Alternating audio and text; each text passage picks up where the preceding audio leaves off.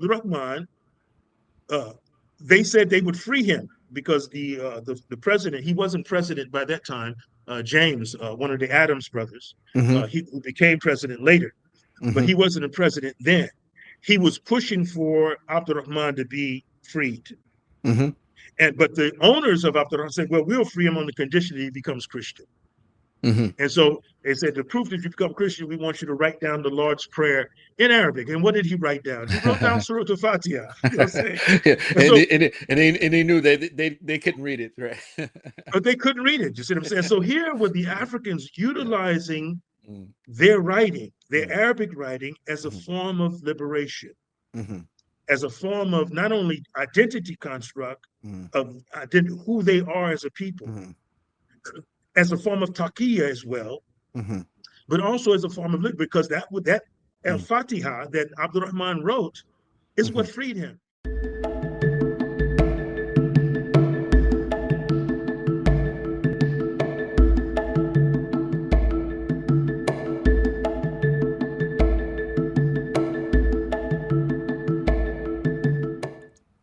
Bismillah ar-Rahman ar-Rahim. Assalamu alaikum wa rahmatullahi wa barakatuh, and welcome to Talking with Teachers.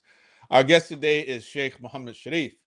Shaykh Muhammad, he has, of course, many accolades, and I'll try to work through at least just a few of them.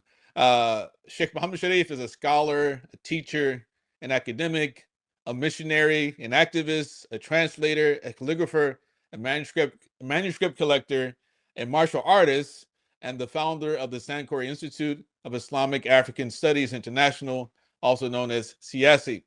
He can be credited for the increased interest among American Muslims in West Africa and the legacy of West African scholars like Shaykh Uthman Danfoudi. He studied fine arts for 2 years at Texas Southern University and in the College of Architectural Engineering at Prairie View University, A&M University. In 1979, he made his hijrah from the United States to England, where he studied intensive Arabic at the School of Oriental and African Studies.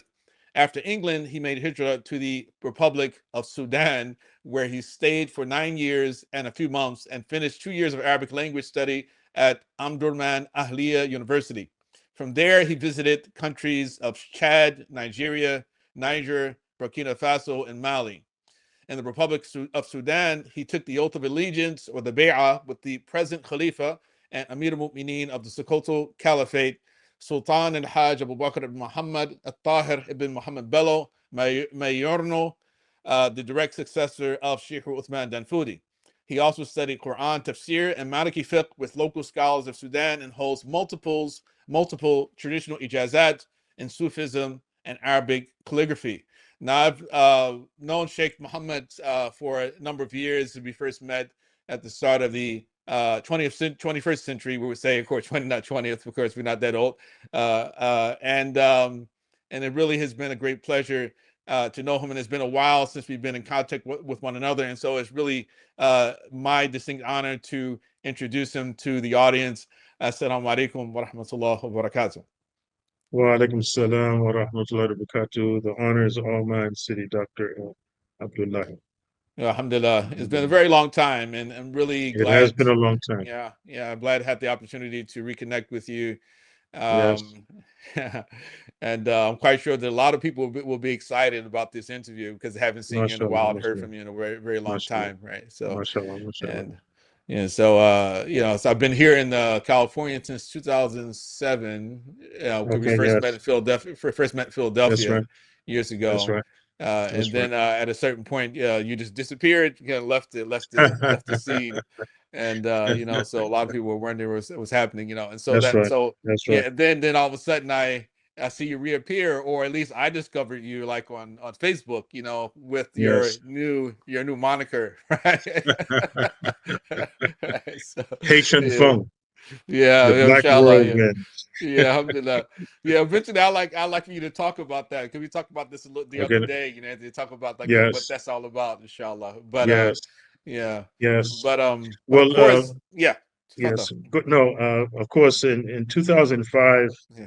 um, there was a kind of a increased pressure from the United States government, from the federal government, the FBI, against our Jamaat and against myself personally. And so I was forced to leave. And of course, I went to China with the intent of going to China, and then from China going back to the African continent. While in China, mainland China, I was working as a teacher, but I was also studying Chinese traditional medicine and also studying internal wushu, which is um, it's like the medicine side of martial arts. Because as you get older, you can't really beat up anyone. It's more um, martial arts is more for Yeah. longevity and health. So you Right. can, as you get old, you age. In a more easy way. So I studied qigong, and I studied tai chi, and also studied some weapon forms as well. But at that time, I was also able to really dive deep because I had there was no longer any pressure upon me, so I was able to make commentaries on many of the books. I review many of the books that I had studied with the scholars, and I began to really publish them then. And that's also when we literally put forward the SIIASI.org, where we would place everything all the work that I had done on the website and make it available, particularly for incarcerated Muslims, because I wanted them to have a website that they could go to and download the books as well. But during my period as studying Chinese Kung Fu and Tai Chi, my teacher, Master Wang, he gave me the name Haitian Fang. And Haitian Fang he was an individual in Chinese history and their literature, in a text called The Outlaws of the Marsh, which is one of their classical texts. And it talks about 108 warriors, righteous warriors, who were considered opposed to the government, but they supported the government, but they were seen as rebels by the corrupt elements of the Chinese government of that time. And all of them were warriors, and all of them had warriors under them. One of them was Li Kuei, whose nickname was Haitian Fang, called in Chinese called the Black Whirlwind. And he was called that because he wielded the two weapons. And that was my specialty as well, as the two weapons. So because of that, my teacher, he gave me the moniker Haitian Fang. And I took it out of humility because Haitian Fang he was somewhat a brash, kind of toxic individual. And he was he was known for killing everyone and letting God sort out the guilty ones. And Inside I felt joke. that was Inside joke. exactly. So I felt that was a good moniker. But at the same time, but I began to use it online simply because of I saw that revolutionaries in the past, such as Ho Chi Minh, and there were others. And a lot of people know about Ho Chi Minh, but that wasn't his real name. That was his pen name. Okay. And the same thing with the ideologue for the American Revolution. The ideologue for the American Revolution for a long time wrote the most revolutionary ideas that literally initiated the American Revolution. That was Thomas Paine. But he wrote for many years under a moniker, for many years, and people didn't know it was him. And during that period, he literally changed Jefferson, Franklin, Washington, all of them who were loyalists to the king. But in Yeah. 1 year, he was able to transform them and radicalize them and revolutionize them under this pen name. And that's why I began. If I was going to get online, I would use rather than using the name Muhammad Shareef, to use a pen name, which is Haitian Fang. Some people know who it is, but at the same time, the reason that people use a pen name like that is also to protect themselves from the ain. Because Rasul Sallallahu Alaihi Wasallam said, "Al-ain al-haq, al-ain al-haq," it's real. Right. And so by taking a moniker that's not yours and Mhm. people directing their angst and their uh their enmity or their envy towards this Mm, moniker, uh mm, Haitian Fang, then mhm. you end up being safe as well. You Yeah. know, Muhammad Shareef can die silently and safe without you know what I'm saying? And so that's another reason. It's a kind of way of kind of getting Mm. away from showing off Alhamdulillah. and Alhamdulillah. directing energy towards you. So that was the reason behind the Inshallah. name. Allahu Yes. Akbar. Inshallah. Now, I assume like your parents were like Christian, but then I've read that your father he Yes. was a Muslim. He became a member of the Nation of Islam. Yeah, Yeah. yeah. Both parents became members of the Okay. Nation of Islam. That was when I was a young boy. Mhm. My father, of course, he had done time. He had done time in prison. He was among the people who, because Malcolm X was very active with the Nation of Islam in the prisons in the 1959 in that period Mhm. in the Connecticut and Massachusetts area. In Mhm. fact, the Nation of Islam had won a legal court decision giving them the right to go into the prisons and do work because a long Mhm. time the Nation of Islam was barred from going to the prisons. But Mhm. under Malcolm, under Minister Malcolm, he was Minister Malcolm then. He, they literally took the case to court and won Mhm. the right for the Nation of Islam to go into the prisons in Connecticut and in Massachusetts. And Alhamdulillah, my father was among those Mhm. recipients of that Mhm. benefit, and he joined the Nation of Islam and came out.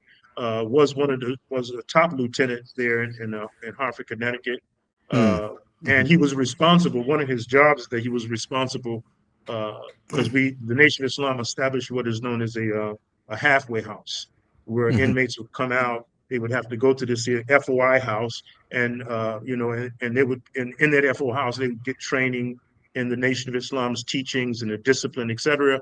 And they would provide them with jobs, etc. So my father was over that. He was responsible for that. And I grew up around that as well. And alhamdulillah, Mhm. I went to the school, the University of Islam in Mhm. Springfield, Massachusetts. And if you read the biography of Malcolm X, you'll find that a lot of his colleagues came out of Springfield, Massachusetts. Mhm. And so I went to school with a lot of the children who were the colleagues of Malcolm X that he talks about in his autobiography.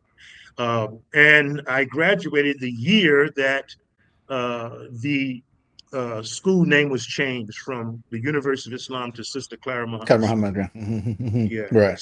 So alhamdulillah, I graduated. I was able to graduate at a young age because I was skipped in several classes. I was pretty, prior to becoming a Muslim, I was very bad academically and I wasn't really serious about school.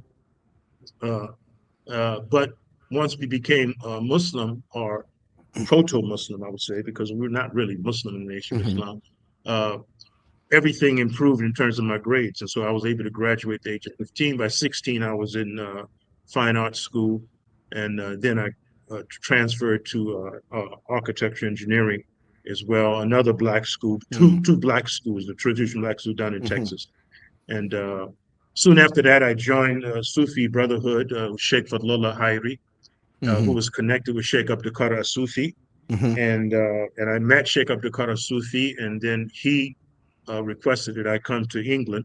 So I went to England, and that's when I encountered Hamza Youssef and uh, Mhm. uh, um, Abdul Bari, and all Mhm. those the brothers that are there, Right. Right. and Dr. yeah, we all Omar, knew each other. there's Yeah, Omar yeah, Abdul yeah, Hakim all, yeah, Murad. all Yeah, those, yeah, all those yeah, guys, yeah, yeah. I've and interviewed. I know recently you did a post about Sheikh Abdul Qadir Sufi, rahimahullah, yes, and yes, so I've exactly. interviewed a number of people actually from that particular sort of Mashallah, order movement. or Okay, that particular that's right. yeah, Abdul Samad Clark and also like Now, Omar Vidillo and absolutely. and then younger brothers like Sheikh Hassan Spiker, so I mean he Oh, grew that's up right. in That's the right. Hassan Spiker. right. Yeah, Yeah, yeah, mashallah. yeah. Is he there with you? He's there in California. Am I correct? No, he was here for about a year. Then he went back. He quit. Okay, he went back to He went Cambridge. back to Okay, Jordan. okay, Went to mashallah. Jordan. He lives in Jordan, right? So, Oh, in yeah, Jordan, mashallah, mashallah. right. Good, So, excellent, excellent. yeah, Yeah, I knew him when he was a young boy. Yeah, me too. young boy. Yes. Yeah, mashallah. And Yeah. so yeah, that's kind of, yeah, that was, and I would say this, that Mhm.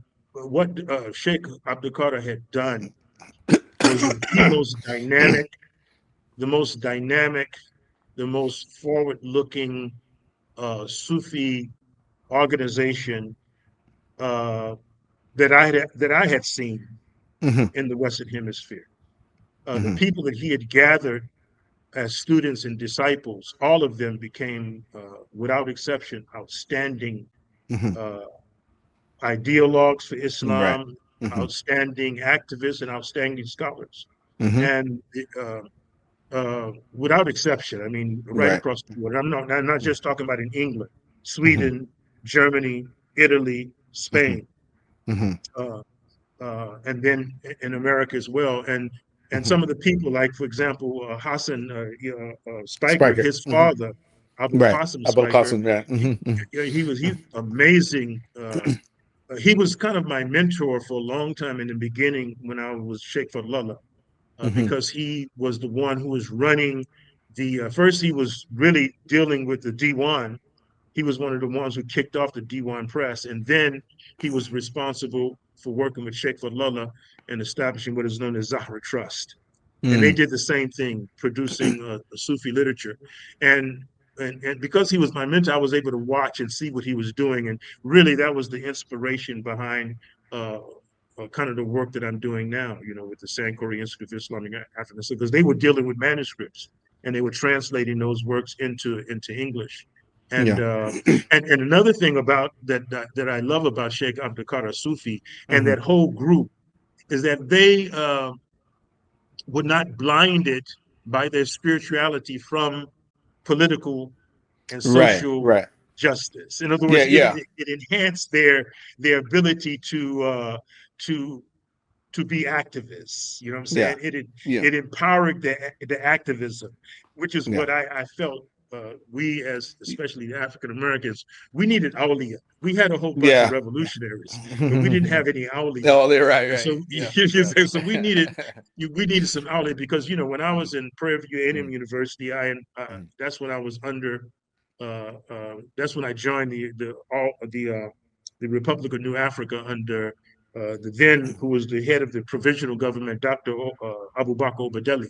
He was Mhm. a professor of political science at Prairie View A&M University, Mhm. and so in joining that organization, I saw that yeah they politically they were correct. All of them had Muslim names, Abu Mhm. Bakr Abu Deli, Sunjat al Koli.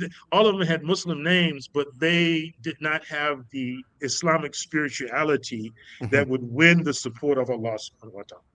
Mhm. And Mhm. so, and it was then that I think it was during the summer break that I had found out about. I was in a masjid in Austin, Texas, and because I went there with about 12 other students from the university to go to Juma prayer, and these were all students that I had, with the help of Allah, had converted to Islam under my watch there, and I Mhm. was the head of the Muslim Student Association there at Prairie View, and so we went to this masjid, and we, how you go in the front of the masjid, you have a little bookstore. So I'm going to the Mhm. bookstore, and I see in the trash can the word ihsan.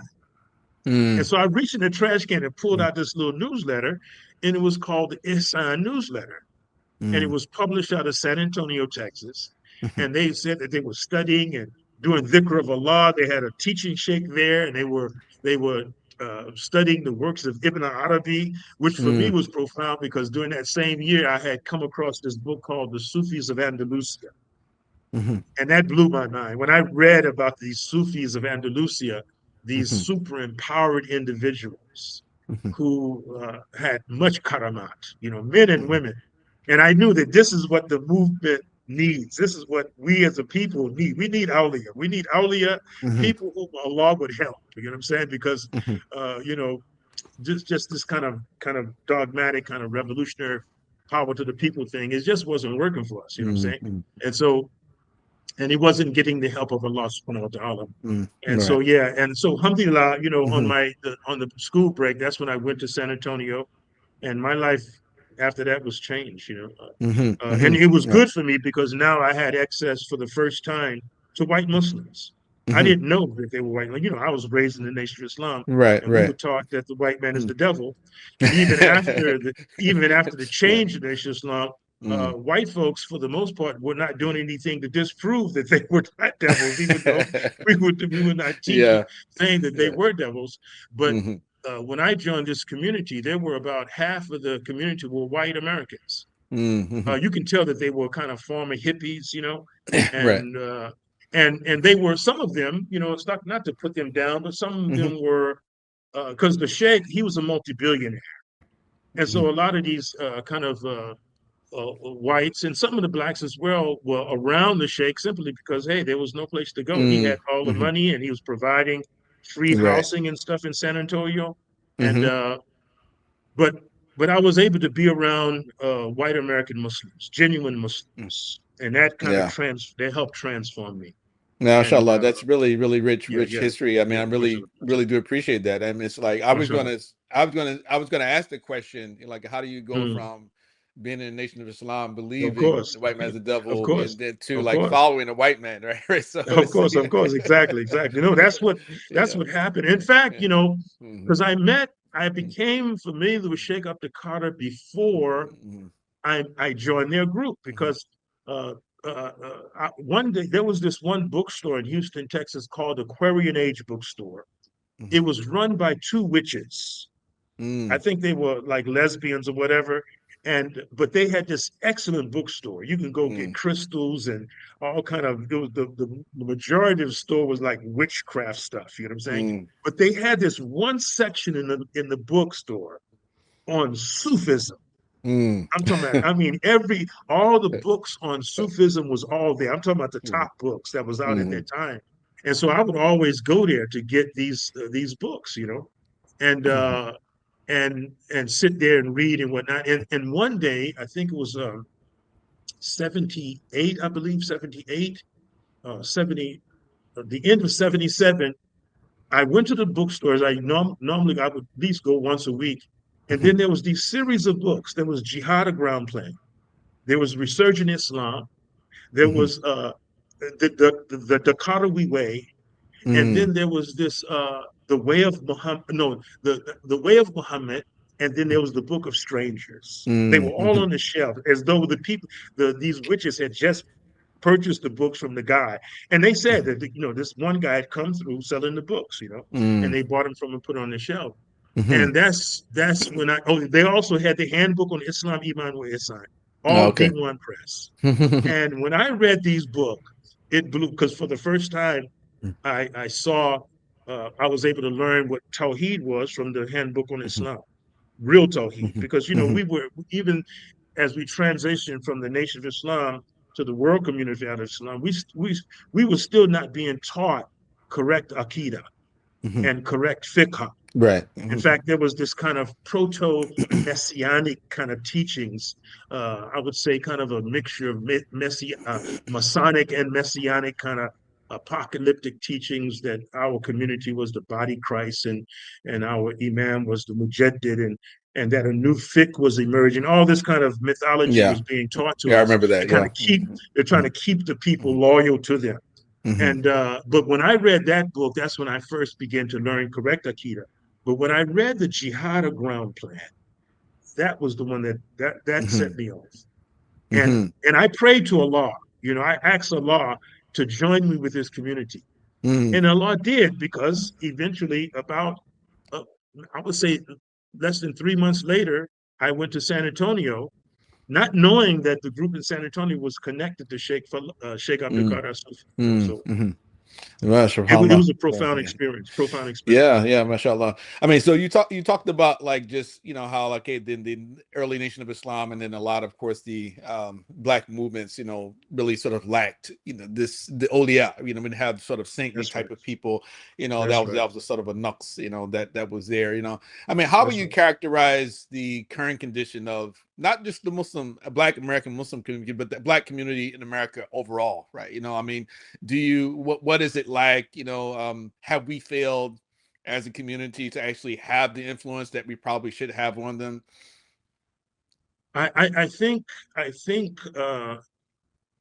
Dr. Sherman Jackson, Abdul Hakim Jackson, Hmm. longtime friend of mine. I met him in Egypt when he was heading the CASA program Hmm. before he returned to the United States.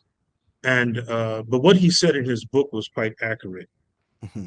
That that our people are suffering this kind of uh, a diluted identity construct. That is to Hmm. say, we are both seen and we see ourselves as a, how can I say, not quite within the milieu of the Ummah of Muhammad. We're Muslims, Yeah. but we're, Mm-hmm. you know what I'm saying? We're not, we Hmm.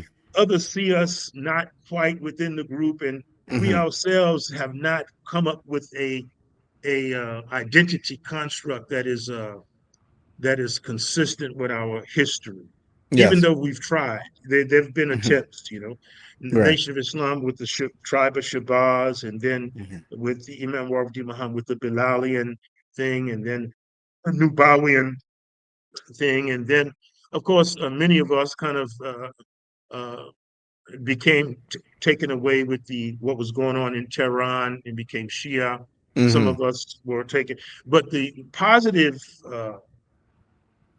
influence, I would say, was that of the Tijaniya during the Hmm. late '80s under Hassan Sisi.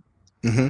I think we begin to see now a positive, proactive connection with what was taken from us. Because the other conversation I had with you, you know, the Rasul Sallallahu Alaihi Wasallam said, "La yanzulu da'u illa yanzulu ma'hu dawahu."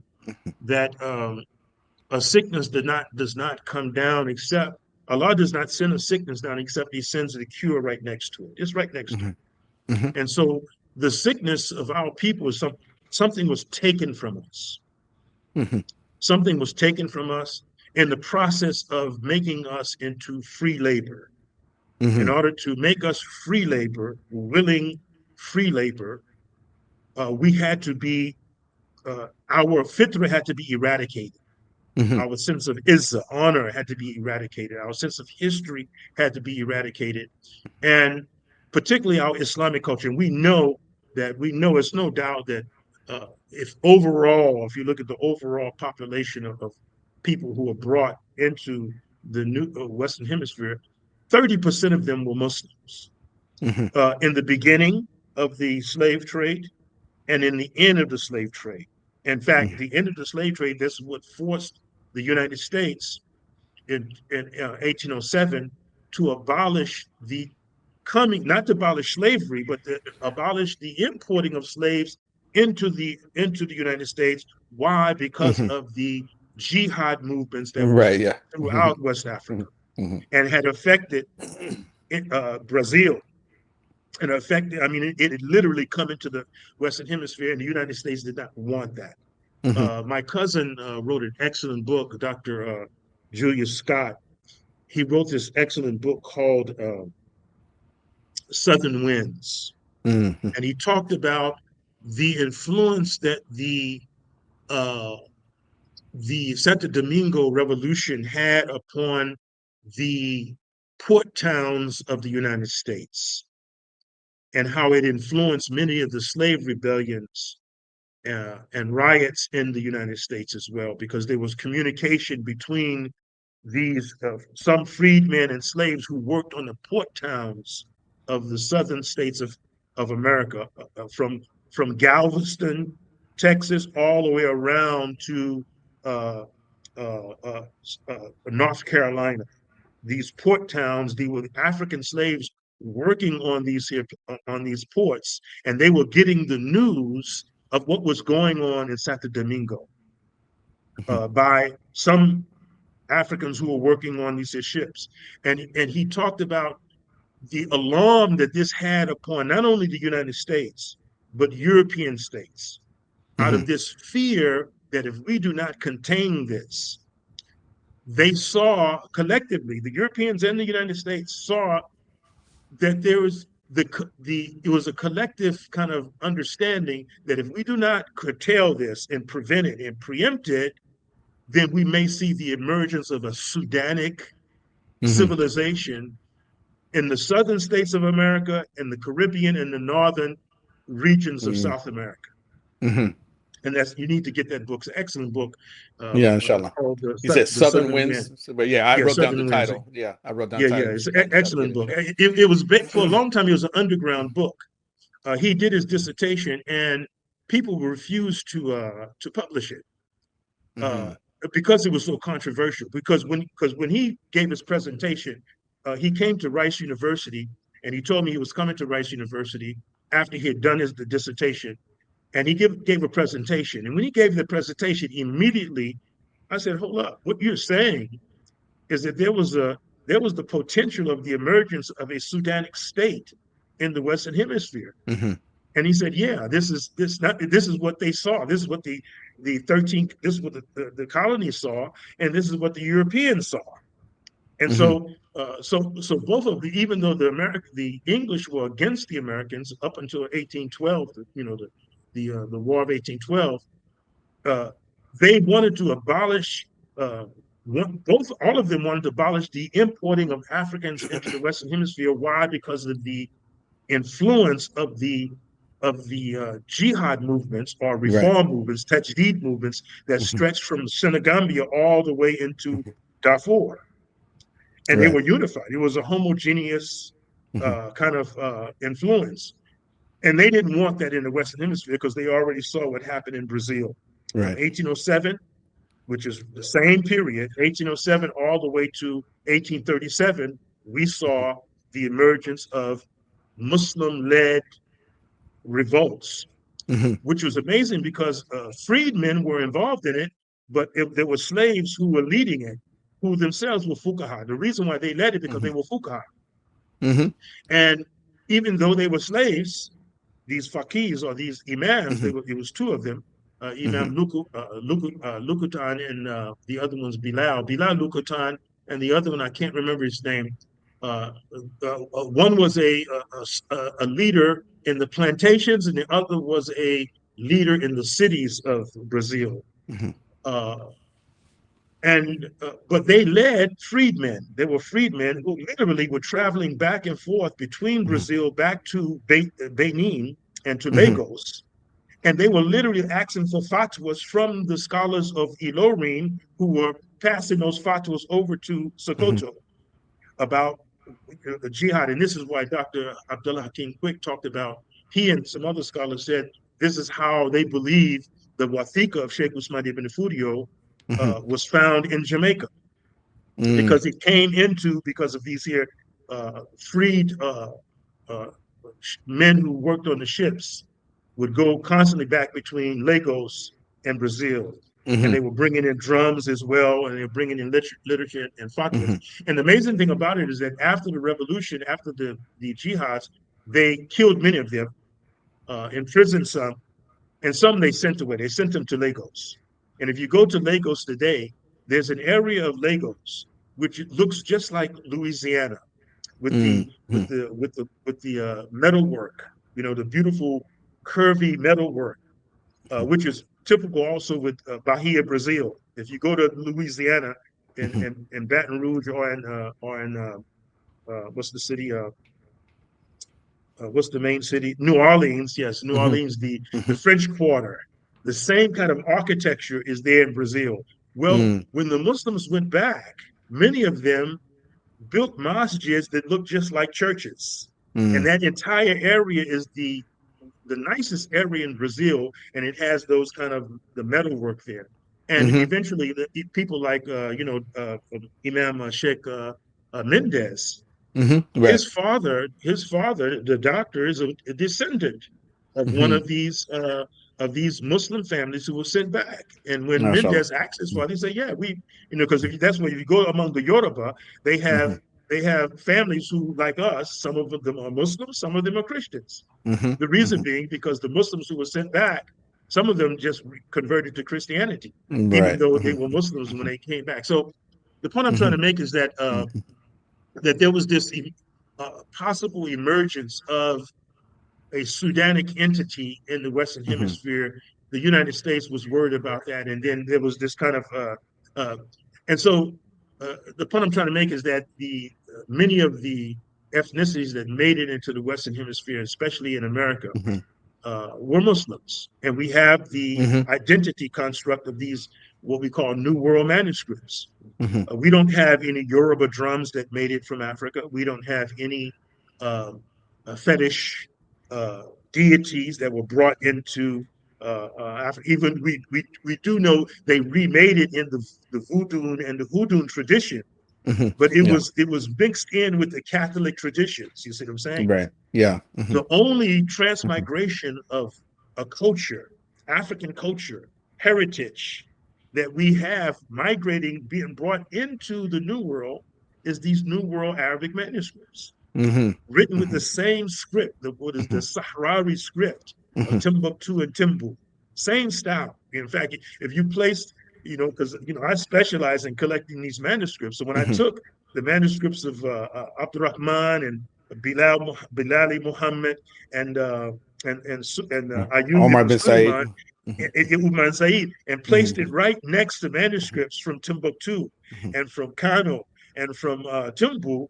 It was the same colophon, same style of handwriting. Mhm. Mhm. And then the amazing thing about it is that this script is the same script Mhm. that emerged in the letter of Prophet Muhammad to the Ethiopian king. Subhanallah. So you Mhm. have Mhm. this colophon that from the Mhm. time of the Prophet all the way across West Africa Mhm. and into the New World, a Mhm. continuous, how can I say, transmission of a cultural identity. Yeah. And Well, so, you're yes, sir, very Bismillah. feeling. I'm sorry. I'm sorry. You're Go trying to to finish your point, Sheikh. Sorry. no. That's No. kind of what I wanted Okay. to say. But I would say this that Mhm. Mhm. no doubt has political implications. Hmm. Hmm. Yeah. Right. Right.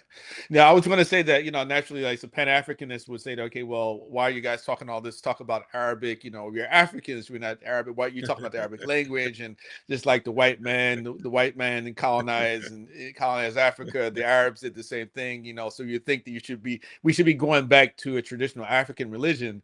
And I'm not quite sure. I know you have a lot to say about that type of No, I objection, don't right? have anything to say about that because Yeah. Sheikh Job, Hmm. who is the leading Hmm. uh, Afrocentrist, he is Hmm. the leading Pan-Africanist scholar. Hmm. You cannot even claim to be an Afrocentrist or a Pan-Africanist if you have not read the works of Sheikh Job. Okay, Hmm. if Hmm. you haven't read that, your claim is false. Hmm. He said in his book called Pre-Colonial Black Africa, Hmm. and he argued the case. Once I heard his case, there's no need for me to argue. He argued it. He can't say it better than he said. He Mhm, said, as for the so-called Arab invasion of Africa, mhm, it is a myth. mhm, It is a myth that is used for political reasons. mhm, mhm, The only time that an Arab invasion took place in the African societies were in 1591 when the Sultan of Marrakesh mhm, hired Portuguese mercenaries and they invaded Songhai. The mhm, reason being the Portuguese needed labor because mhm. in order to get labor, they were raiding the coast and it Right, wasn't enough. They needed mass labor. right. And, Mhm, but the Songhai Empire basically gave political security to the whole of West Africa. It was mhm, no way. In fact, when these Portuguese would come on the West Coast, it was the likelihood of them being captured and made into captives in mhm. in the Black Muslim world. Right. So the Portuguese united with the Marrakesh. The Marrakesh basically hired them because Mhm, the Sultan of Marrakesh wanted to control the gold trade mhm, and wanted to control the salt mines of Tuat. mhm, The salt at that time was like what sugar was. mhm, It was so needed in the European world, and whoever mhm, controlled the salt mines of Tuat, oh, that was a huge revenue mhm, source for their state. Well, the Africans controlled that, so it was under the Songhai rule, mhm, and so uh, the the the Arabs wanted to control the salt mines. They wanted to control gold. The Portuguese needed access to mass labor. So they colluded together. They broke the Songhai Empire. Once the Songhai Empire was broken, then that's when you saw a rise after 1591, a rise in the transatlantic slave trade. The amount of slaves that were coming was very high. And you also saw a rise in revenue of salt and gold reaching Europe by way of Morocco. That was the only time. And then the second time was as Zubair of the Mamluk of Egypt in the 17th century. I'm sorry, the 18th century, who invaded Sudan. Other than that, there was, and we're talking about two separate invasions. It wasn't like what's his name, the author of The Destruction of Black Civilization, said that there was this wave of Arabs coming in and conquering blacks and forcing them to become Muslim. That's a myth of the imagination. The spread of Islam in West Africa occurred by the Wangara and the Suare African traders who would set up, who would come into pagan African societies, and they were bringing in European and Arab goods into Black Africa, and the Black Africans were giving them gold. And they would have an agreement. They would set up a sulhi, that is to say, the pagan African king would give land grants to these Muslims where they can live separate in the lands of disbelief and act as traders. And eventually what would happen is that they would intermarry, the king would become Muslim, and the way the Muslims did trade, because they were extremely fair in their trading, as the Rasul said in the hadith, that when you trade, you al-ihsan, meaning to when you give or when you take, you give a little bit back, and when you give, you accept a little bit back. And the Africans were amazed with this kind of fairness of trade and generosity, because what the purpose of it, you alif qulubihim, and to pull their hearts over to Islam, and that's how Islam spread in West Africa. This idea of some colonialism, and it was a choice. And then on top of that, the level of Islamic articulation was higher than, at one period in Africa, was higher than that of the educational epistemologies of North Africa. Because we know the story of Abdul Rahman al-Tamimi, who came into Timbuktu. He came to Timbuktu, and because he fell in love with the people of Takurur who would come to Mecca, and he said, I want to go and call them to Islam. And he came into Timbuktu, came into the Sankore Masjid, and realized not only was he not qualified to teach, he wasn't even qualified to be a student. So he went back north to Fez and studied for 10 years to come back to be a student in the Sankore Masjid.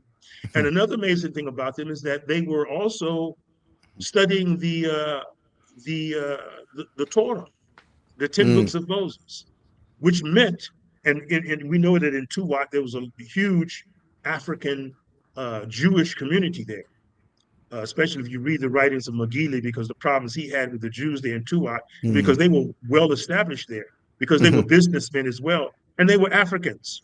And so when the Africans became Muslims, some of them were former Jews. And so that's why at the Sankore University, it was mandatory to study not only the Quran, the Sunnah, and the Risala, Muqtasad, and Shif of Qadiyat, but the 10 books of Moses was also mandatory as well. And so, because in other words, they didn't give up this idea of this identity construct of who they were as Jews before. And so, no, it's a myth. There's no need to argue that case. Dr. Sheikh Abdul, by the way, who is a Muslim, and the Job family is among the most leading. In fact, he was the only one among his family who didn't become a Muslim scholar, because he went first into physics. He was a physicist, and then from physicist he went into the study of Egyptology, right? And of course, he was more political in his thinking. All of his uncles and his cousins, they were all ulama. This is Sheikh Anta Diop. And so Ethiopia. exactly. So he's a Muslim, and he did not, and he already argued the case. He basically dismissed that Yeah. as a myth. It's a myth that has political implications because Right. Yeah. remember, a part of the purpose of the colonialists was to separate the Africans from the Arabs. Right. And that was a Right. policy going all the way back to the 17th century. You can see it in the paintings that the Europeans would paint, and they would always paint these images of people with turbans on taking Africans in chains and stuff. You know what I'm saying? Right. That was what we call that was the first level of what we call psychological warfare Warfare. to Right. make Yeah. people Yeah. think that the Arabs were intent. But this is not true because we Yeah. know that the people of the coast, with the exception of Senegambia, all the Africans of the coast, and also Mauritania, because remember, the first slaves that were taken were Mauritanians. Because the 14th century, the first slaves that were taken were Mauritanians, but they needed strong Africans. The people that they were dealing with was the coastal Africans along Gabon, the Benin, the Gold Coast, what later became known as the Slave Coast. These were all non-Muslims. These are the people that the Christians were dealing with. When you go inch further north, that's when you run into the Muslims. You see what I'm saying? And Yeah. Islam was spreading. And so you had these pagan groups that were becoming Muslim, or they were proto-Muslim. They were Muslims who were still intermixing their Right. pagan beliefs, which Sheikh Usman ibn Fodio had to confront. And Mm-hmm. so these were the people who were encountering those who remained pagans. And so the Europeans were giving arms to these pagans, and the pagans were making war with the people in the northern areas. And that's how among the first wave of slaves, they were Muslims. There's no doubt about that. Well, They went mashallah. into Yeah. Barbados. They went into Virginia. That came along the what is known as the Gulagichi people. The first among, and why? The reason being because the Americans, number one, they just didn't need labor. They needed specialty slaves. They needed slaves who knew how to grow indigo.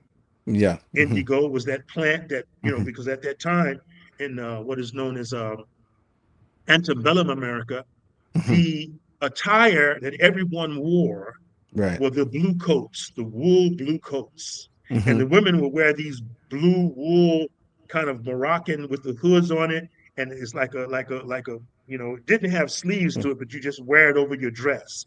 That was Over the garment. Yeah. normal dress of the early Americans. They needed someone who knew how to plant indigo and knew how to make the dye.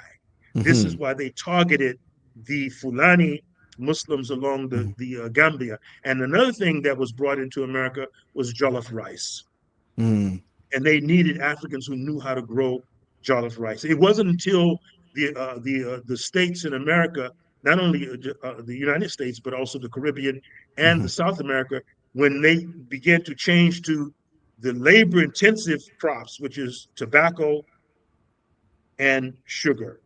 When those two plants, you don't need you just need strong Africans, and that's when there was major move away from West Africa into the Congo, and a lot of them were brought in, and that's why the number of the non-Muslims outnumber the Muslim Africans in the Western Hemisphere, simply because during that middle period of the slave trade, and then the end period of the slave trade, when the British felt, and not only the British but other Europeans felt, listen, we need to keep the Africans. If we're going to colonize Africa, we need to keep them in Africa. So they decided, listen, let's pretend to abolish slavery, simply because they want to move to another kind of market system Right. of Yeah. keeping the Africans in Africa to maintain their colonies. And so they pretended to abolish slavery. And Yeah. they would make war against these ships that were bringing slaves into the Americas.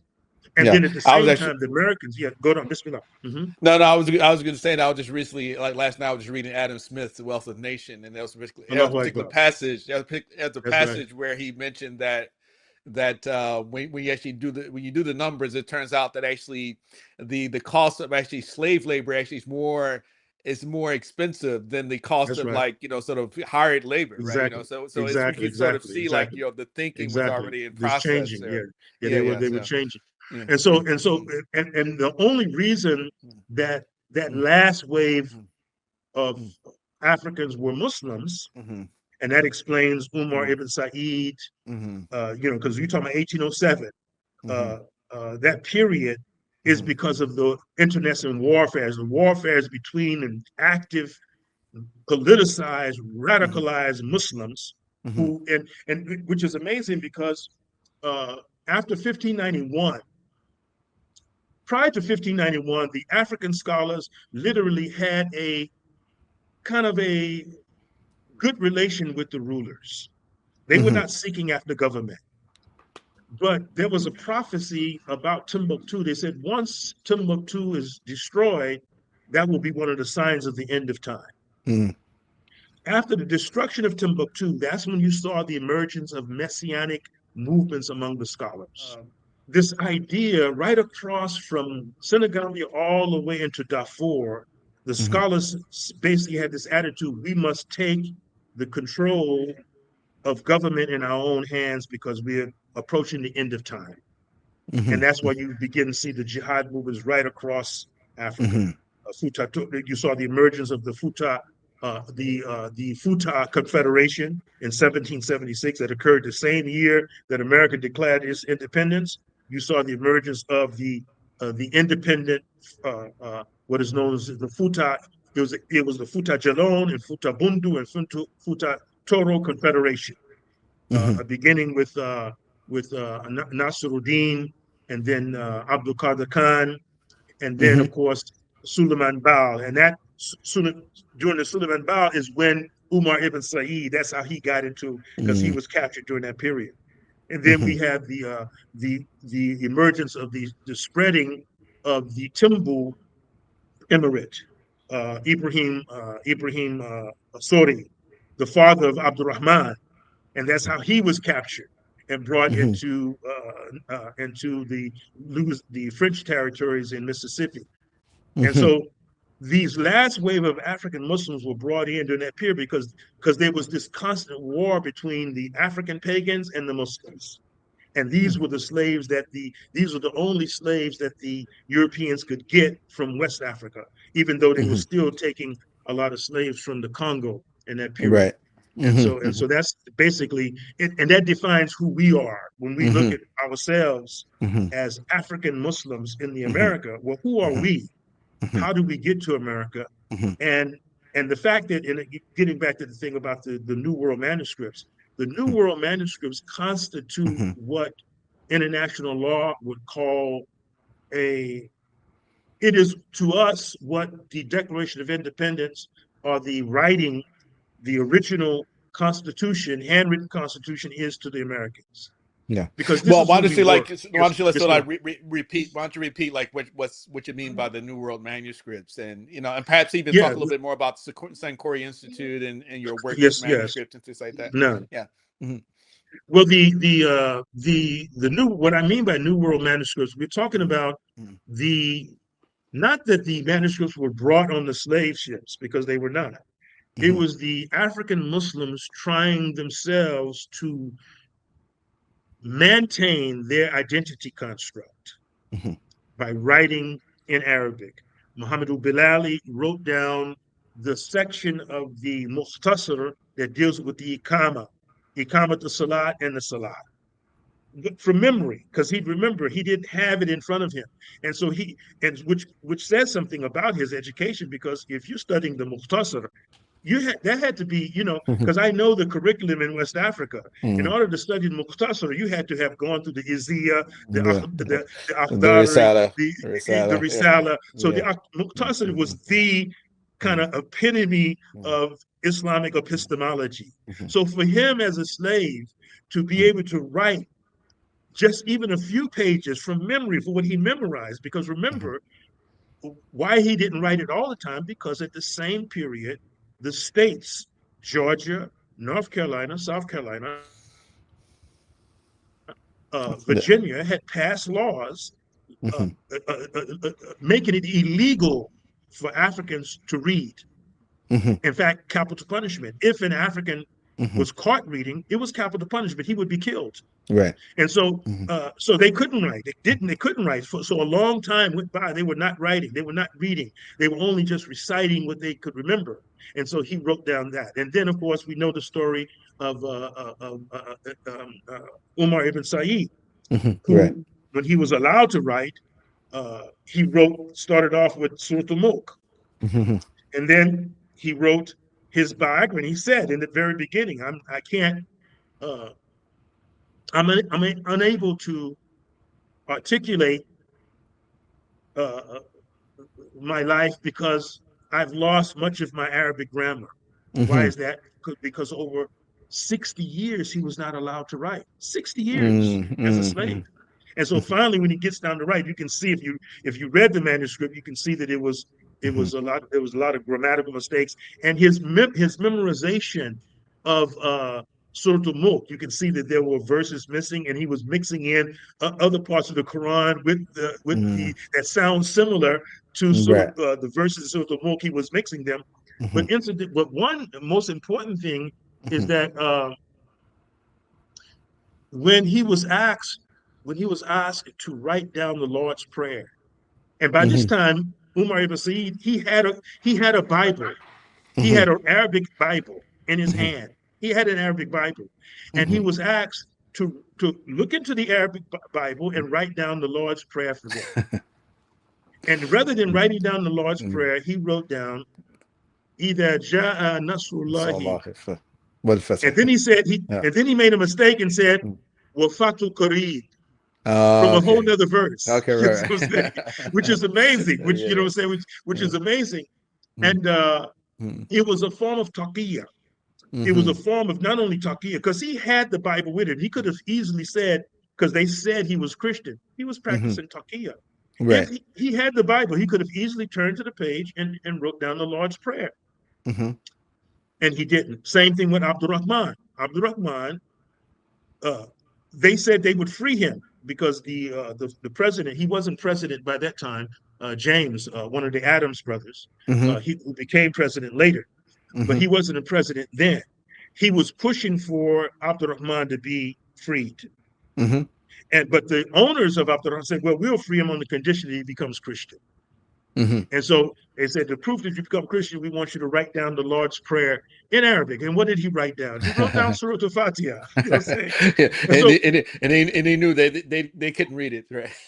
But they couldn't read it. You see what I'm saying? So here were the Africans utilizing their writing, their Arabic writing, as a form of liberation, as a form of not only identity construct of who they are as a people, as a form of taqiyya as well, but also as a form of liberty, because that Al-Fatiha that Abdul Rahman wrote is what freed him. But then if you read Robert Danning's work, if you read his work, excellent work that he wrote, where he literally said that it was Abdul Rahman's lectures in Philadelphia and then in Hartford, Connecticut.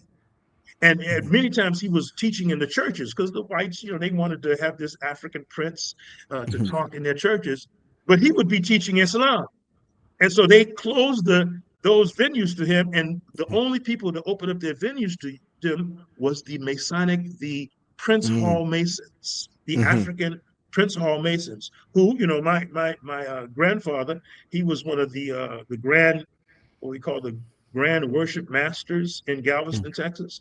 And if you look at their plaques, it says La ilaha illallah, it says Allahu Akbar. And I remember when I came back from Africa, I asked him, I said, you know, do you guys believe in this? He said, yeah, Sharif, we believe it. It's just your father that made it open. We keep it secret.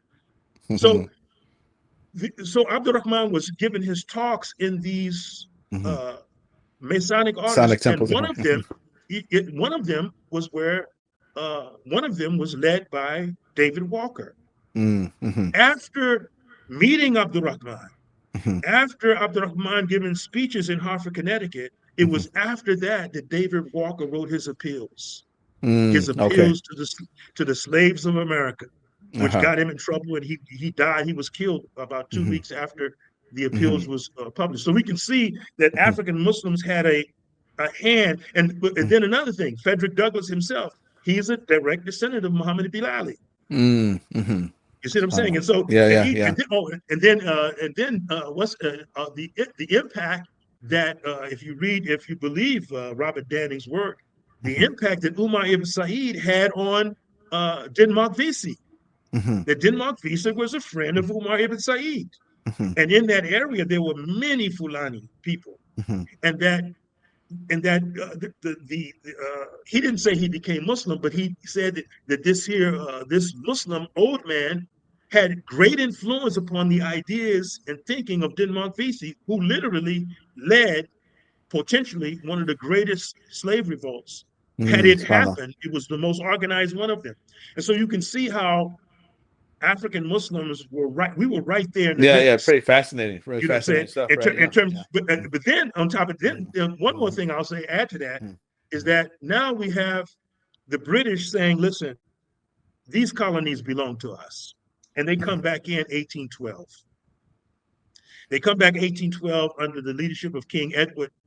And they basically say, listen, the way we're going to do this, the first thing we're going to do is we're going to say to all the African slaves in America that if you guys join us, we will free you immediately. And guess what happened? Thousands of Africans joined them. And I actually seen the manumission papers. I actually visited their graves in Trinidad. If you go to Trinidad, many of them who were freed were sent to Trinidad or they were sent back to West Africa. And I visited the graves. We actually examined the graves, and the graves are actually facing southeast, which is amazing because that lets you know what our Qibla was. It wasn't what the MSA and the Ikhwan Muslimin made it northeast. It was literally southeast. And that's how the graves are facing. But some of the Muslims didn't go with the British. Among them was Muhammad Bilali and Salih Bilali, who literally led 81 African Muslim families who fought against the British in the Sepulveda Island, and not a single British military landed on that island. So here we have African Muslims participating actively in the American Revolutionary War. We were participants in the formation of early America at every stage. We got, even if you say, well, where did the Americans, the Europeans, get this idea of liberty? They didn't have it before. Well, they, according to Dr. Yusuf Naim Clyde, he said the whole idea of liberty that the Americans emerged with in 17, because they was here since the 15th century. So what took them so long? Well, what took them so long is that, as Herbert Eptaker said in his books, that every year,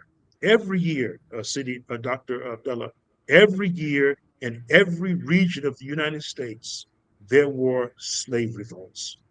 From the South all the way to Maine, even in New York, there were Africans revolting. And they were revolting for what? Their liberty. Well, the Europeans didn't get the idea of liberty until 1776. So we have to admit, or at least kind of concede, that the African fight for liberty, which was slave revolts, influenced. You say, what is they want liberty. It was then that the Americans themselves came up with this idea, especially after reading the works of Thomas Paine, this idea of American liberty. So the contribution that we've made to the formation of state building in the United States, it's a major contribution, not an insignificant one. And that's why these New World manuscripts constitute a political evidence for us, a political identity, in the same way that the Constitution of America constitutes the foundation of the idea of liberty in America. Those New World manuscripts constitute the same. Now, I want to take us back a little bit. Bismillah, go on. No, I want to take us back a little bit, because I was going to say this when you were talking about Sheikh Abdul Qadir Sufi, rahimahullah. And one thing that sort of, we could say, distinguishes him and his particular movement from a lot of the others is because there was sort of a civilizational outlook, that they had, for Islam. So I mean, so we moved from the Nation of Islam with Elijah Muhammad, and to some extent, it's kind of had a civilizational outlook too, but that of Abdul Qadir Sufi was much more broader and really more directly challenging Western hegemony, right? You know, in That's that right. particular No civilizational doubt. outlook. No doubt. To me, I mean, I don't know if you're familiar with his name is Kembiz Ghana Bosiri. He has a book No. called has a book called a History of Islam in America. You know, and he talks about, for instance, like Omar bin Said, and Okay. he makes this point about how when they were trying to help him get his freedom, that they had to present him as to be something distinct from the Negro, right? So That because like my work exactly. on the Negro, Exactly. like in Islamic and Exactly. African consciousness, kind of, you Exactly. know, it builds Exactly. off of some of these ideas too. Exactly. Whereas, you know, when Exactly. you talk about that there are different types of black people, right? You know, so That's right. That's right. Muslims, it seems that Muslims are able to actually take the lead because they had a different civilizational outlook than the That's average true. African, right? As well, That's right? You true. know, so That's true. you know, so without them being seen as, or for instance, like Umar bin Said, for example, not without him being seen as something distinct from what they called the Negro, which for them was like the That's right. savage form of the black person, That's right. That's um, right. that it probably would have been difficult for him to gain his freedom, right? And also considering the fact that in the 19th century, it was this thing, Arthur de Gobineau, this French aristocrat. He divided, you know, the whites into the Alpine and Nordic and the Mediterranean. You know, That's so right. for instance, Exactly. all of a Exactly. sudden say he That's right.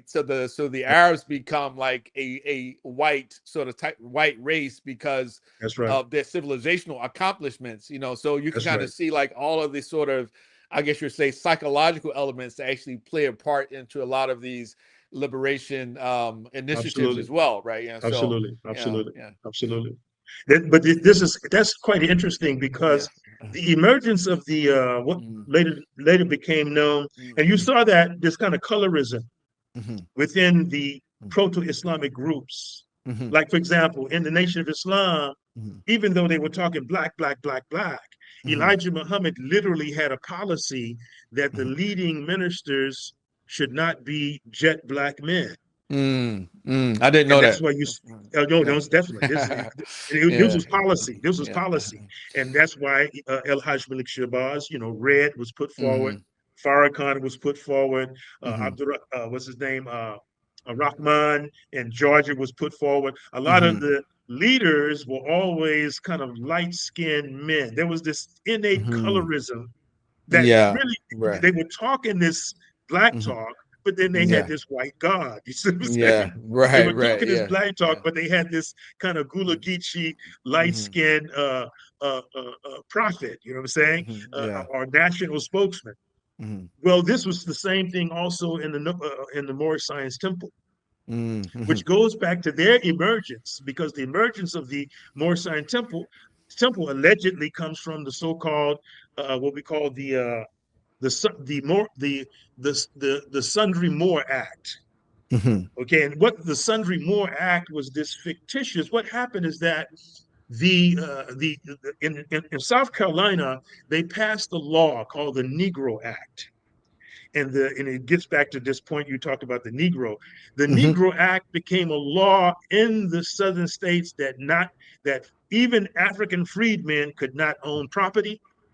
mhm, They could not do this. They couldn't do it was basic. And so what happened is that there were about seven individuals in South Carolina, three women and four men, who went to the legislation of South Carolina and basically said, "Listen, we're not Negroes." You know what I'm saying? yeah, And so yeah, we don't right, we yeah, don't want yeah, that law to apply to us yeah, because we yeah, are Moors. We mhm, are yeah, Moors, right, and we are under right, the jurisdiction of the Moorish uh, uh, uh, uh, Sultan, kingdom, right, the yeah, yeah, kingdom. Now, yeah, now, where did they get that from? yeah, Because if you look at the early treaties, so-called sulhi between, because allegedly the Morocco or the mhm, Sultan of Marrakesh was the first kingdom to recognize America's independence right, first, before mhm, anybody else. Not mhm, France, not anybody else. It was mhm, the American. And but the reason for that, but if you look and you would think, oh wow, that's a great thing, and there was a sulhi between them, mhm, which if it was true, that would mean the relationship between the United States and the Muslim world has a unique kind of mhm, relationship. But when you look closely at the so-called Sulhi Act, it wasn't a Sulhi. It was literally a call for protection. Right. The Sultan of Marrakesh needed protection for his ports and his land from the Germans, the Spanish, and the Portuguese, who were literally targeting. They were going to take over Morocco. So they looked to this new dynamic mercantile society, the 13 colonies that had just beat up the English, and said, "Listen, we need your protection, and in return for protection, we will allow you to use our ports, and we would, in fact, if any one of you go to prison and what's the name, we will free you, we'll turn you over back to your states." In other words, it was a one-sided agreement. It wasn't. We thought, and I was of the opinion that it was a two-sided agreement where the Moorish Science Temple believed that, that if you were an African Muslim, that you would have the right to be manumitted over to the Moroccan Sultan. This is the myth that even today goes on among the Moorish Science Temple. However, that when they went to the government, the legislator, and demanded this, they looked at it, but nothing was made of it. There was no ratification of it. They just said, "Okay, I see your argument," but in other words, but the intent behind it, because the intent behind these guys doing it, because they didn't see themselves as Negroes. They saw themselves as others. Right. Yeah. And so, and that kind of colorism emerged in the emergence of the what is known as the Moorish Science Temple, and it came again in the Nation of Islam, where they were talking this black talk, but they had a white God, and most of their leaders were like you would think that it would be like Marcus Garvey. Marcus Garvey, it was it was what the United Negro Association, and the leader was jet black. I mean, the way he was typical African, looked like from the Congo. You see what I'm saying? They didn't have a problem with colorism in the emergence of that movement, but in the Nation of Islam and the Moorish Science Temple, and I think it goes back to this idea of not seeing oneself as a Negro, seeing oneself separate. Right. And the way the Europeans tried to coin these early Muslims, like Prince Abdul Rahman and Prince Umar ibn Said. But then one point I want to make about Umar ibn Said is that few people know that he was the study, the background for the person in Uncle Tom's Cabin. Oh, really? Oh, really? Uncle Remus, the author, she'll tell you. Oh, really? She met Umar ibn Said, and she modeled the character of Uncle Remus in Uncle Tom's Cabin on Umar ibn Said. Oh, really? And remember, and what's so important about Uncle Tom's Cabin, what induced white men from Vermont, Rhode Island, New York, Ohio, to come down into the southern states to fight against their own white brothers in the South. It was what became known as the first what do you call a book when it's a top seller? What is it called? It was the number one seller. It's just a top seller, right? Okay, the first number one selling book, novel in the United States was Uncle Tom. Was the bestseller, exactly. Right, bestseller. The first one was Uncle Tom's Cabin, and the impact that it had upon the ideas of freedom of these white Americans who literally joined the Union Army and came down into the South. So here we have, and it revolved around, the whole book revolves around this individual who's literally a saint. Everybody in the book is devilish. There's not a single devil in the book except Uncle Remus. In fact, he's almost like a Wali of God. And when you read his story, even the way he dies, your tears just come out. And she did that on purpose. It was that individual that inspired these white Americans to come down and fight their brothers in the southern plantations. So here we have now a Muslim. The idea of a Muslim in being at the center of the ideas would push the Civil War. Right. I mean when you put all that together, you can see Mm-hmm. that our commitment, not our commitment, but the influence that we've had on the development of the Mm-hmm. United States at every stage of its development, from the antebellum period to Mm-hmm. the Civil War period, and then with the reemergence of what we call post-Islamic, post-slavery Islam, Mm-hmm. with Right. the emergence of, that's when they began to allow people like Deuce Muhammad Ali into the West. Mm-hmm. Sati Majid, he came into the West in the early 19th century, set up what is known as the Mm-hmm. first post-slavery Muslim organization called the African Muslim Benevolent Association. The Mm-hmm. papers are still there in Harrisburg, and he Mm-hmm. set it up in Pittsburgh. But Mm-hmm. it was in Pittsburgh, but he had we call it uh, uh, uh, also associations in Akron, Cleveland, Cincinnati, Philadelphia, and Mm-hmm. also New York. And then later on, emergence of the what is that group that emerged in upper state New York? Um, Izzadeen, I think it was his name, the All leader right, of that Izzadeen, group. yeah, it was like He, they he, established he Izzadeen Village in New Jersey. Yeah, right, exactly. yeah, yeah. That is a direct Mm-hmm. influence and outcome and result of the work of Sati Majid, this here Mm-hmm. African Mm-hmm. Muslim slave, which kind of throws water in the face of this Mm-hmm. myth that the Mm-hmm. Nation of Islam and the Moorish Science Temple put out, that, oh, Mm-hmm. no one ever brought Islam to us, no one cared about us. No, that's not true. Mm-hmm. Uh, Mm-hmm. in Right. 1901, Sati, not only did he emerge as an excellent da'i, but Mm-hmm.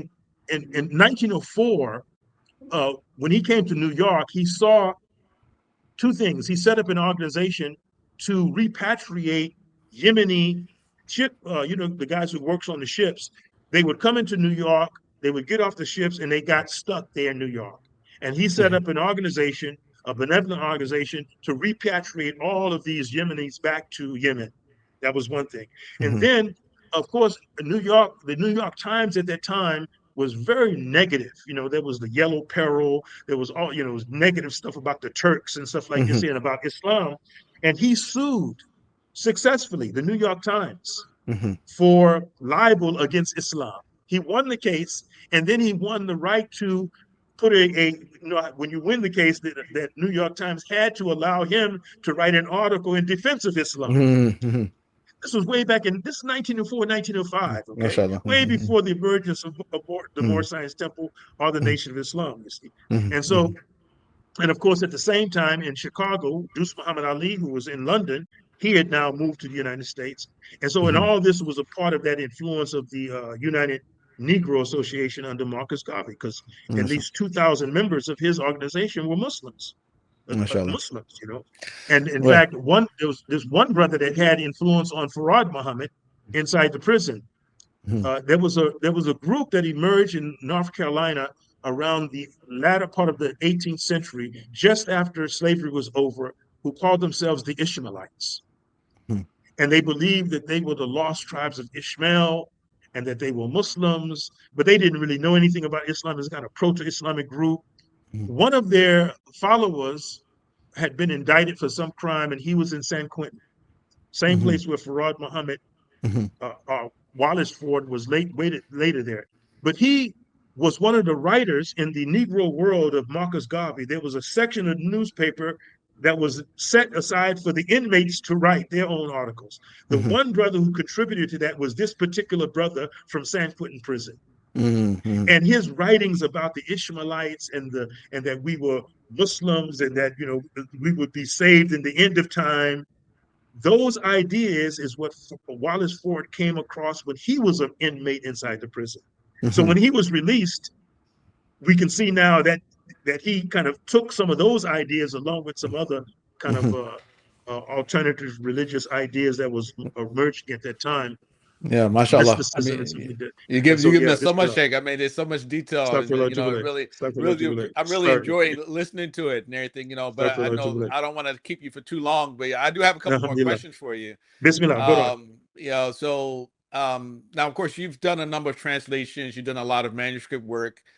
Yes, sir. And of course, some of us have seen some of that work, and we look forward to seeing a lot more come out from that. Yes, And you have many, many manuscripts. I've seen some of your manuscripts, or at least, yes, if you show me, on your computer screen some years ago. I mean, yes. so my question, like, what motivates you to continue to do this type of work? What is like, I say, you know, what is like what do you hope to ultimately accomplish from trying to bring to light all of these unknowns manuscripts which exist in West Yes. Africa? Yes. Well, there's a personal reason and Mm, there's a kind of collective reason. mhm, The personal reason emerged, of course, when I was in the Nation of Islam because we were taught knowledge of self, and mhm, that we suffer because we don't have knowledge of self. mhm, And so, but of course, the knowledge of self that they were talking about was the tribe of Shabazz and Yaqub and who blew the moon away and all this kind of mythology.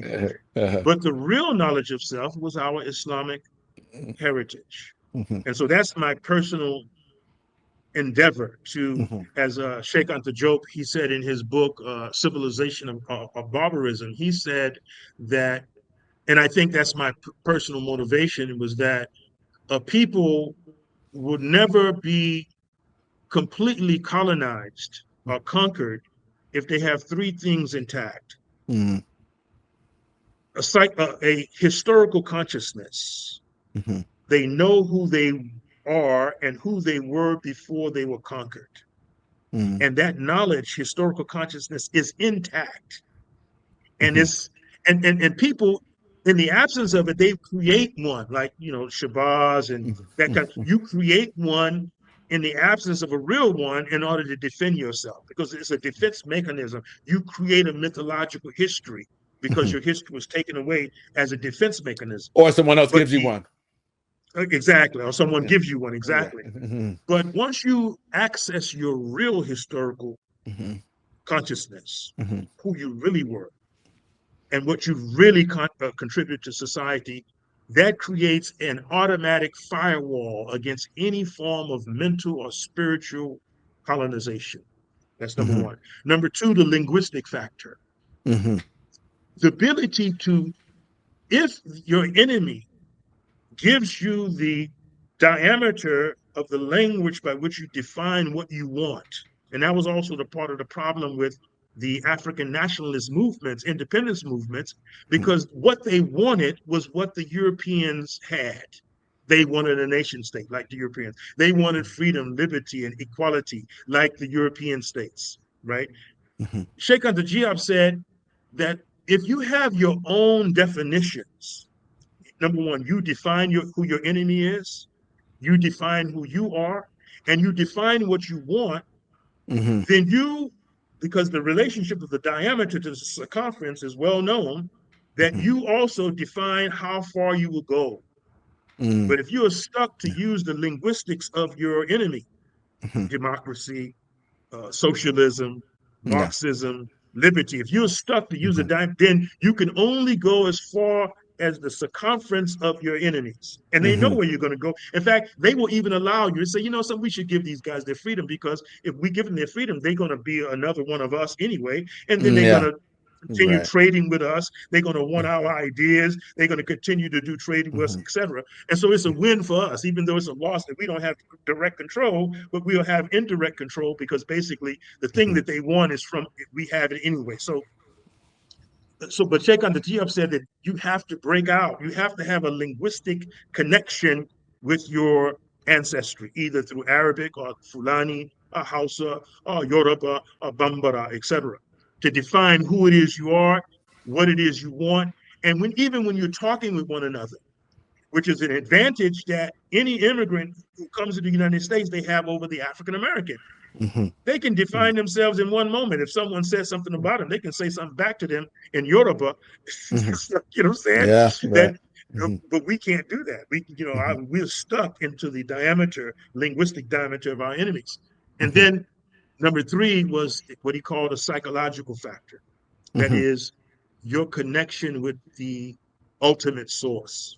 mhm, If your connection with the ultimate source is the same connection of that of your enemy, Jesus, or Mm. or his God, Hmm. then you've already lost. Yeah, right. Because Hmm. the idea is that even in African culture, that when an African ethnicity would defeat another African ethnicity, they believe that their ancestral totem gods conquered their ancestral totem gods. So if you Hmm. believe in Mm. Jesus, you believe in the Christianity, the Protestant ethics, and the entire Catholic Church, that whole kind of epistemology or Hmm. religious epistemology, then you're Hmm. stuck. You can't get out of it. You see what I'm saying? Right. So Yeah. you Yeah. have to have a connection either with traditional African beliefs Hmm. or with the Islamic African beliefs as well. Hmm. Hmm. And so, and I think that that was the thing that has motivated me to regain that on a personal Mashallah. level. It's beautiful. On Beautiful. the Mashallah. on the collective level, yeah, Hmm. I saw that, yeah, that because I did experiments in the prison, and I saw that it worked. I allowed Salafis to come into the prison to do their dawah. Hmm. You know, it didn't work. I Hmm. allowed the Tabligis to come in, from the subcontinent of India to come and do their dawah. It didn't work. Hmm. But when I began to give these brothers books Hmm. by their own ancestors, Hmm. these brothers who were in the hole, it wasn't like they were reading Ghazali or somebody who's like so distant from them.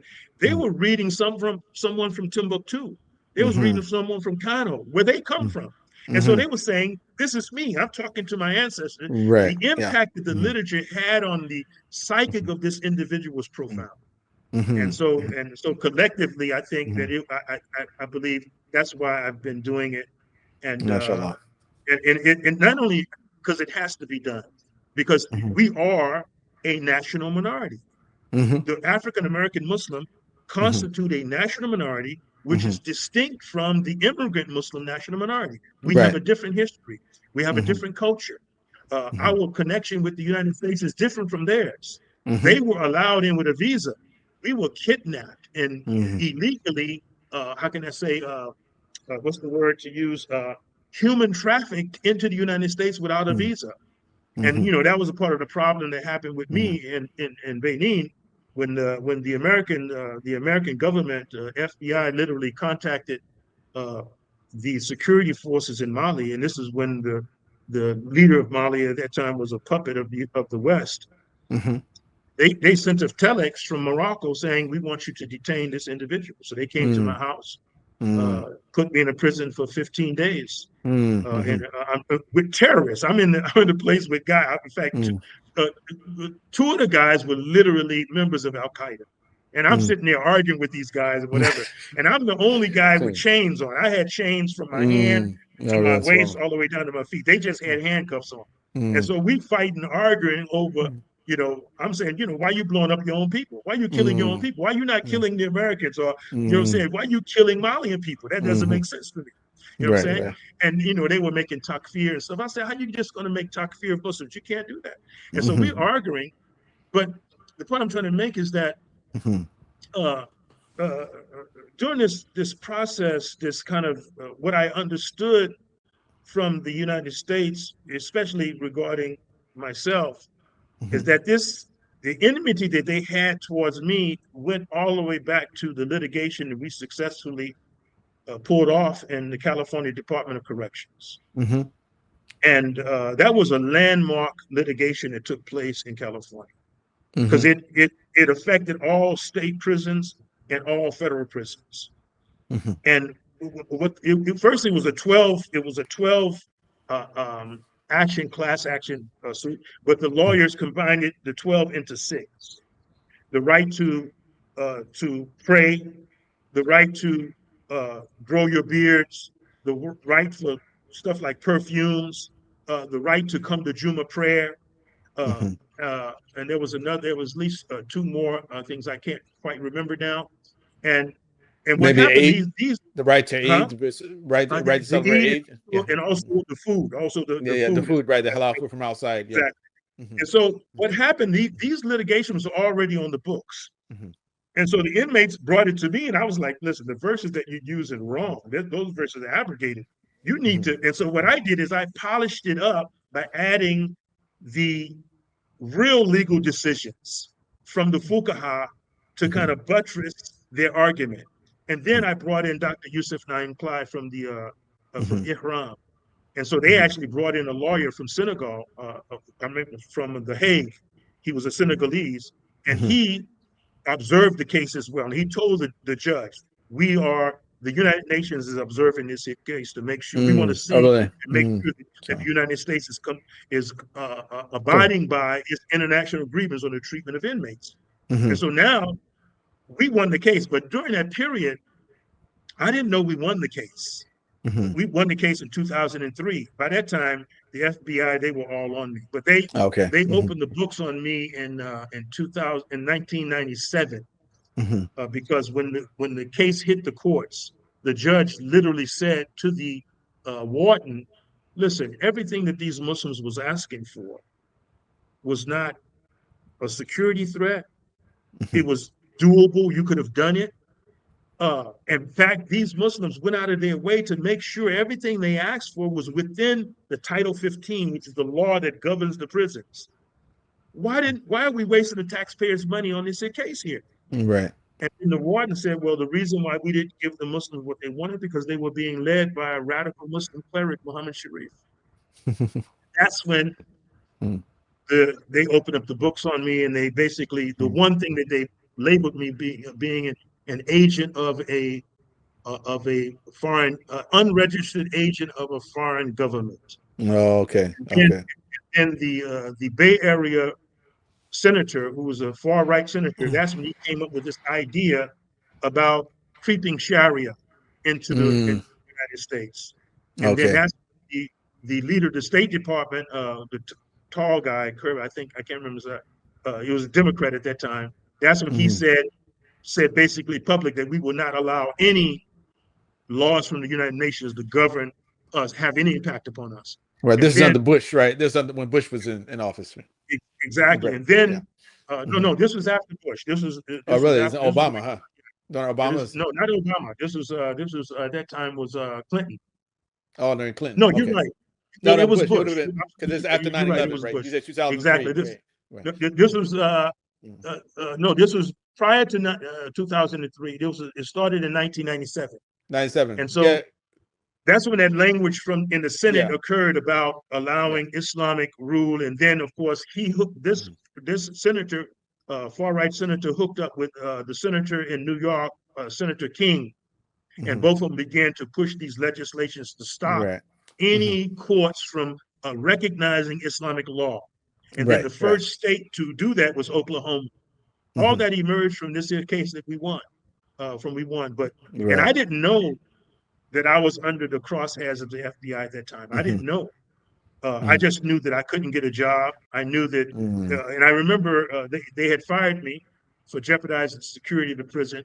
But then I remember I got another job as a Muslim chaplain in Pennsylvania. Excellent job. I was there for 1 month. The warden was quite pleased with me. And I made sure that I wasn't getting any political issues. I was like, okay, I'm going to stay out of this time.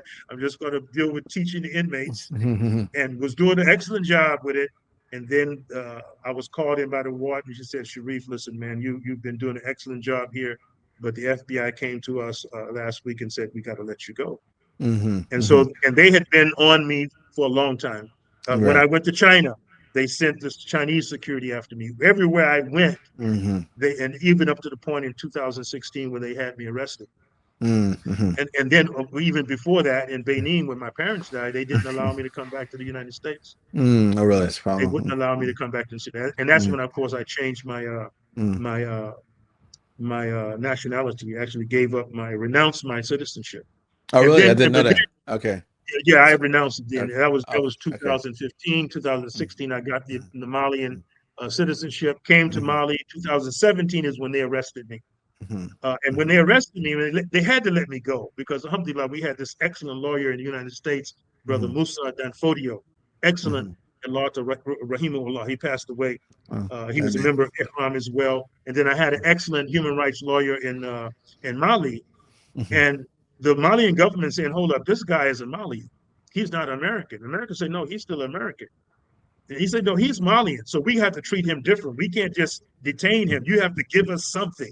And the Americans failed to give them. They couldn't give them anything because I've never been a criminal. I've never been to jail. I didn't come into Islam through the penal system. You know what I'm saying? I've never been in jail before. Never been, been to jail. Never been in a lineup and nothing like this. So they had to let me go. When they let me go, a representative from the embassy came to the jail to see me.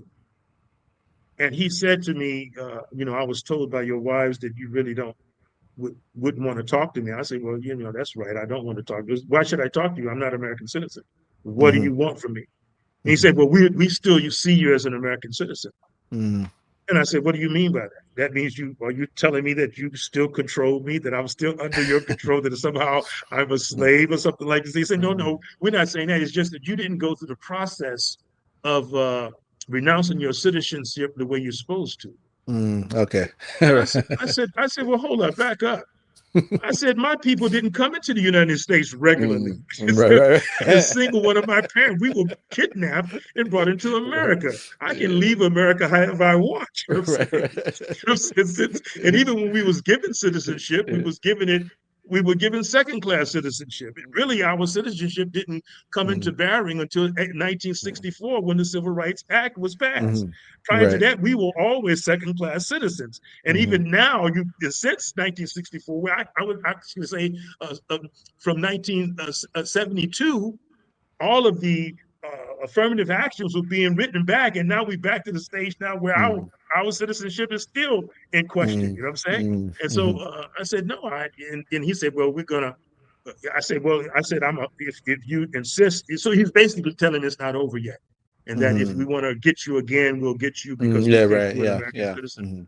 And I said, well, if you consider me an American citizen, why didn't you allow me back into the United States when my parents were killed? And he said, well, just because I work for the American government doesn't mean I agree with everything the American government does. And so, and we kind of left on that note. And but alhamdulillah, I'm sorry, I heard you say. Did you say your parents were killed or they just died? No. My mother passed away in the middle of Ramadan. The 15th of Ramadan in 2015, and my father died 2 weeks after her. That's probably, yeah. And so, and I was in the process of trying to. I was speaking with the sister Waters, who's the councilman representative. Because I'm originally from California, so I tried to connect with her. Maxine Waters, right? Maxine, exactly. And so, and she basically came back. She said, Sharif, you cannot enter the United States from any. You can't cross across the border. You can't fly in. You can't do anything like this. And you say, we're still going to fight for it. But at that point, that's when I said, okay, well, if they're not treating me like an American citizen, then what's the point? And so I gave it up. Yeah. Well, inshallah, I appreciate all those details in that story. And I mean, those facts, Sheikh, I mean, really fascinating things. And, Allah protect you. And it kind of explains why I disappeared, because you said the beginning.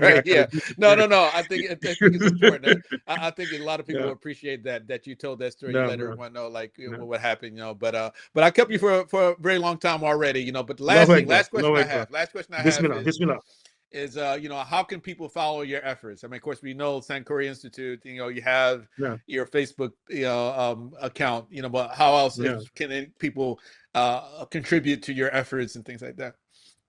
Well, as you know, we have 2 masjids that we're building, which is housing the manuscripts of that I've collected. I've collected now about 20,000 manuscripts. SubhanAllah.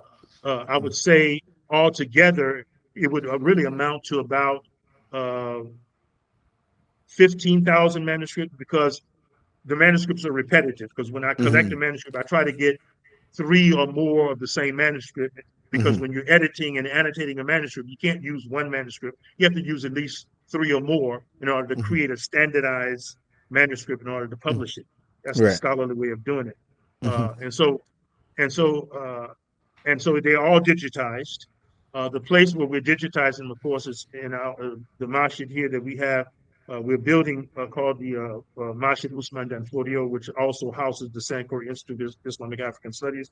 But also we're building a masjid in Pittsburgh. called Masjid Anisa.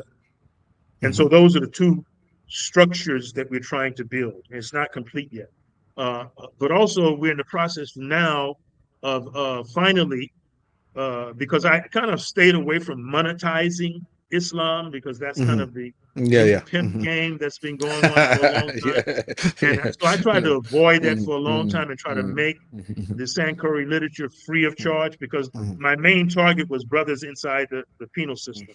mhm, But at the same time, I wanted to produce works that was academic standard. In other words, that any academic can say, okay, I'm giving this to my student to mhm, read as mhm, mandatory reading for this course here by, mhm, basically reviewing and doing everything correctly in terms of the research and back studies and bibliographies and all of that. And so now Alhamdulillah, we have a new Amir over our the Jamaat of Shaykh Usman ibn Fudio. And so now we're about to take it to the next stage of actually producing the literature into books Inshallah. that can Mhm, be bought. mhm, That's one thing, because you have to remember, and this is a fact, and people must know that whenever Islam reached a golden age in the African continent, the GDP was always book. mm, It outstripped gold, it outstripped slaves, mm, mhm, books. mm, And so the book trade and the desire, in other words, if you read, like, say, for example, Tariq Sudan or Tariq Fatash, mhm, or which is kind of standard books on African Islamic history, they were all, whenever they give a biography of a sheikh, they would say he did this, he did this, and then he said, and he had a library of so many thousands of books. In other words, mm, the the having a library of manuscripts was a standard, was a status symbol within the African society, and the mhm, selling of books, which created, number one, paper making, trade, the scribe became standard high level sunshine professions. If you were a mhm, scribe, you were well to do. If you were a bookseller, you were well to do. If you were bringing in books from Fez or from Egypt into Timbuktu, oh, you were living well. And no one envied your wealth. You know what I'm saying? It mhm, was like, it was kind of wealth that was well owned. And I think that if we're talking about a resurgence and a renaissance among African Islamic traditions, that would mean, it would also mean a renaissance of the sale of African Islamic literature. And so that's what we're trying to do now, try to take the literature and bring to the level where the books are being printed out and sold, because a lot of people want them. But not only that, the books, the Sankore Institute, are literally uh, standard uh, curriculum books in at least 5 universities. mhm, In other words, the professors literally give the books to the students as mandatory reading. They have to read them. mhm, And so mhm, and the way they do it is they tell the students to go to this website, go to academia, or go to the SIIASI website. Well, we mhm, want to change that. We want to make it possible where the university is saying, okay, if we're going to have this course is a part of the curriculum, then we need to buy at least every semester at least 20 of these books, because mhm. we think at least 20 students are going to buy. So they have to buy it every year, every Right. semester, if the body is books. Yeah. And so we want to kind of stretch that out and kind of Inshallah. Inshallah. be able to create. So that's one way to connect. And then, of course, I'm giving classes as well online. We're actually teaching the books, teaching Tawheed. I'm teaching the Sanusi books as well, not just the African books, but we're teaching the fundamental books that the Africans themselves relied upon. The Mhm, Muqtasar, the Risala, the Akhdari, mhm, Ashmawiya, mhm, the Sanusi books, the Subra, Wusta, the Kubra, and their commentaries as well. mhm, And the commentaries upon those books that the Africans did, not just the Fodiwa literature, but those books that influenced the Fodiwa literature, including the Tijaniya, and mhm, including the Muridiyya, and any other mhm, African expression, because the Sankore Institute of Islamic African Studies is exactly that. We're concerned with researching into everything about African Islamic traditions, good or bad. mhm, Therefore, mhm, we're actually writing about the Nation of Islam and more science, doing research into all of that, a good and bad, to be like a clearinghouse on if someone wants to know what is African Islamic traditions, this is what it is. But also the most important thing is that the Sankore Institute, we're part of the United Nations. We're part of IHRAM, because in order to take our case to the United Nations, it just can't be mythological myths about our culture. We have to have standard anthropological evidence of who we are in order to argue our case at the United Nations, like Malcolm was saying. And so it has Right. political implications. And that's kind of my ultimate goal. And I think that's why I'm still under the crosshairs of the FBI, because because even when I would question people that the FBI went to, that's what they would say. What is Muhammad Shareef doing with these manuscripts? Yeah. Is he getting these manuscripts? When I was in China, they would say, is he speaking Mandarin, and is he getting these ideas to the people of China? What is his end goal in what he's doing? And when we took our case to the United Nations, we confederated with several Muslim groups in the United States, and we took our confederation in 2002 to the United Nations, and we demanded the right for internal self-determination. Because what happened is that we invited the United Nations lawyers to the University of Pittsburgh, and we gave them a history, the same history that we went over. We looked at the manuscripts. We looked at even the novels that were written, like what's his name, the sister, the Song of Solomon. Just the impact, the cultural impact, historical impact of African Muslims on the making of America. And we presented it to them, and then we asked the question, based upon what we presented to you, do we constitute a cultural national minority? And they said, absolutely. And I said, based upon that, do we then fall under Article 27, the rights for some limited autonomy or self-determination? They said, absolutely. And so we then registered at the United Nations, and then that's when the FBI, they turned it up. They literally turned it up on us from that period, 2002 to 2005. By 2005, they literally they attempted something that that scared. That's why I left, because of what they did in 2005. Had not Allah Ta'ala caused certain things to happen that night, I'm sure there would have been an incident where me and the brother who I was with would have been killed. And but alhamdulillah, Allah Ta'ala protected us, and that's brings us to the idea of the awliya. We need to be associated with the awliya. We need to be associated with the people of Allah, because that's where the protection comes from. That's where we're just out there black power, or we're just kind of secularists in our Islam. Allah is not going to help us. We have to be people who kind of rely upon Allah and have tawakkul ala Allah, and have taqweed al-amr ila Allah, and shukr of Allah, and gnosis of Allah, ma'rifat of Allah, knowing that Allah is with us wherever we are, and having that attitude, and the humility, and the iftikhar of the Islam, and the kind of the impoverishment of ability that the Sufis have, that they realize they don't have the ability.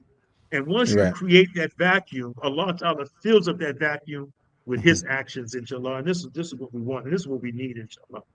Alhamdulillah. Allahu Akbar. Well, Shaykh Muhammad Shareef, it really has been a pleasure. Really do appreciate you giving from your time, very valuable time. Let's stay in touch. Let's stay in touch, inshallah. Of course. No, this conversation is a conversation I wanted to have with you long time ago.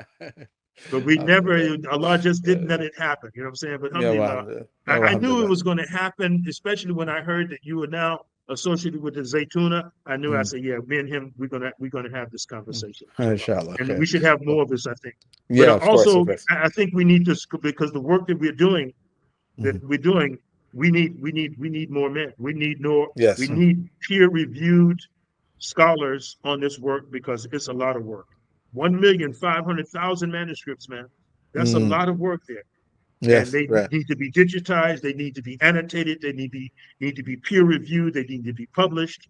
Not only for the political implications it brings, but also the spiritual implication it's going to bring to the readers of the people who are the subject of this literature, but also for fiscal matters as well, for people getting their PhDs and getting their master's degrees in this here subject, because it is an ocean without a shore, inshallah.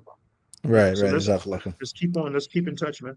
Inshallah, we'll Which do. means Inshallah, that man. means I'm gonna call on you for some help on certain issues. Inshallah, of course, inshallah. Oh, good, Well, inshallah. whatever I can do, Shukran. I can do, Sheikh. Thank you, man. Barakallahu fikum. Okay, you take care. Okay, Assalamu alaikum wa rahmatullah. Assalamu alaikum wa rahmatullahi wa barakatuh.